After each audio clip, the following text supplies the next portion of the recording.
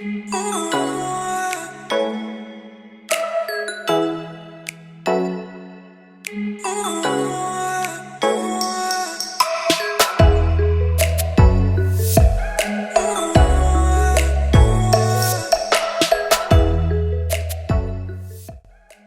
what is up guys, welcome to my channel. I'm Vraj Parikh, and today in this video I'm going to unbox Samsung's new T7 Touch SSD. This is the latest Samsung has to offer from this side, and it packs a real power under the hood, and we will run some benchmarks and everything. So stay tuned with me in this video, you'll find everything out. With that said, let's get started.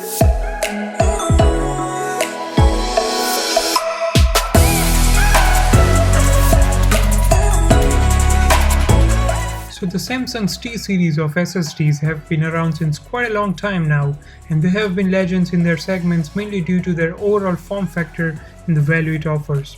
The SSD I have over here supports the fingerprint scanner and comes in two colors right now, silver and black.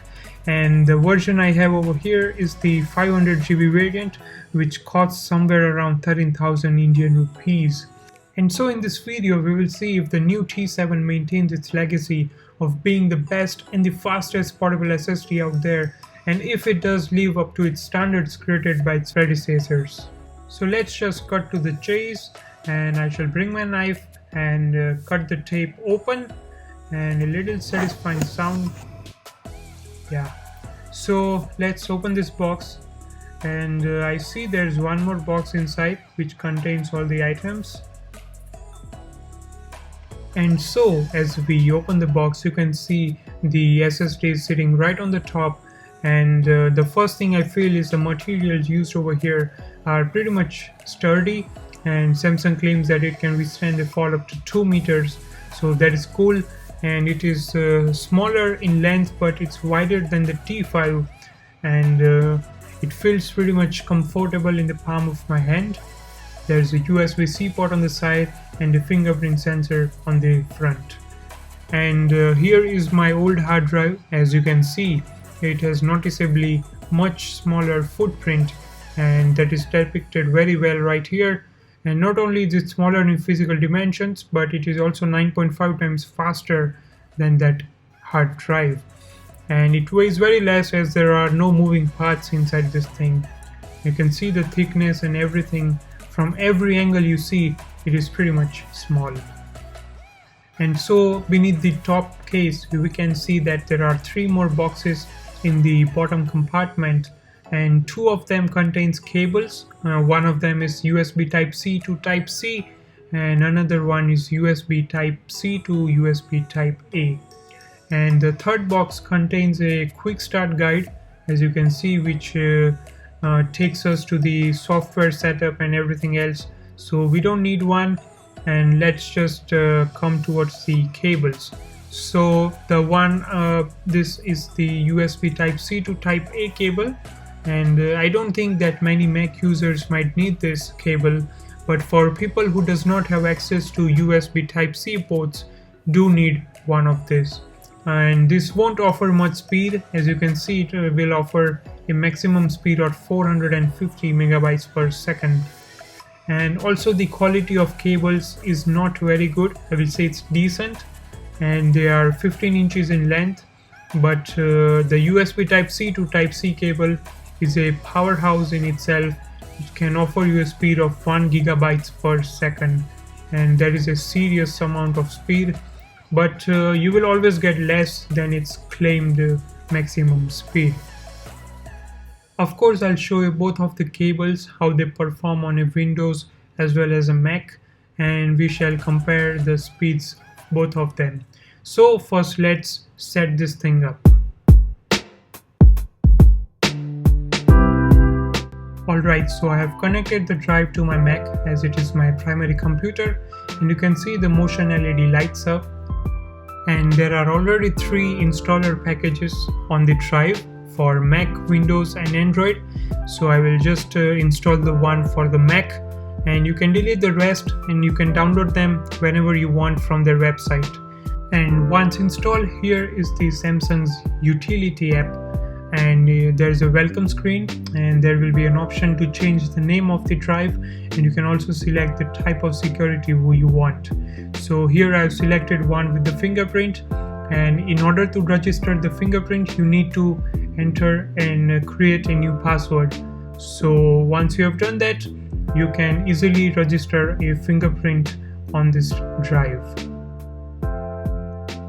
So once the password has been created, setting up a fingerprint is a hassle-free task, and it's pretty much as simple as you are using a Touch ID on an iPad or an iPhone. Also, you can store a maximum of up to 4 fingerprints on this device, and it can be of your same hand or from people you share this drive with. You are also given an option to disable or erase a particular fingerprint. And Samsung also rolls out firmware updates for these devices to maintain the security and performance over time. And as you can see, as I have to update this device, I have to remove the password and fingerprints, and again I have to set them after the device is updated. So this is the one thing which I don't like, and it's not very convenient. So now let's move towards the performance test and let's see the benchmarks. So here are the benchmark scores, and you can see the figures are pretty much close to what the Samsung have claimed for this device. And here are the scores for the T5 SSD, just for a short comparison. And you can see they are at least 2 times faster than the T5, and this is because it uses a USB 3.2 Gen 2 for 10 gigabits per second connectivity between the ports. Also this time they have used a NVMe flash storage that is embedded, which means it gives more bandwidth, with which it was able to achieve sequential read and write speeds of up to 1050 megabytes per second. And so despite of having same ports on both of the drives, you see that the internal flash storage components are slower on the T5 compared to the T7. So the big deal about T7 is not only its added layer of security with fingerprint sensor, but also about the internals being twice as fast as performance thanks to the implementation of PCIe NVMe flash storage. So that is the one big reason you might consider upgrading to this drive. So now we will test the USB Type-C to Type-A cable, and I have plugged this drive into my computer, and you can see it shows red, which means it's fully loaded, because I have not authenticated this device with my fingerprint or password, and it says this is only a read-only partition.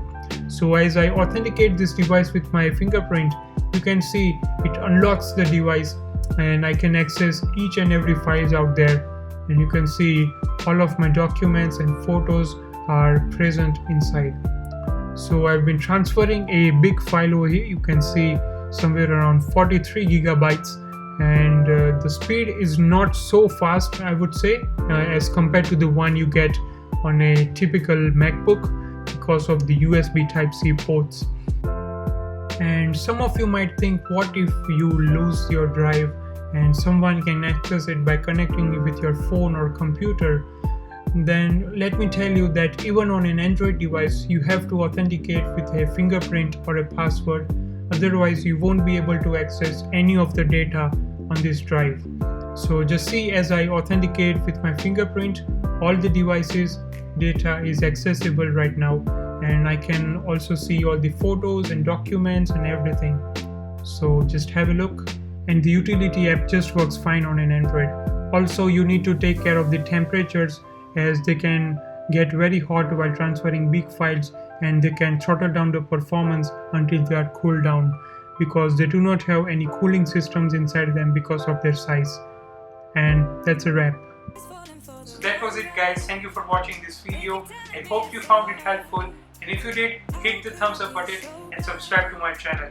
Also, if any of your friends or relatives are thinking to buy an external storage device, make sure you share this video with them and show them that this SSD is worth considering for their option. So, thank you once again for watching this video, and see you in the next one.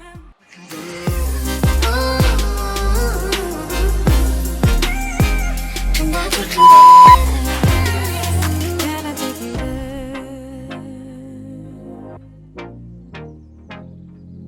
can I take you there?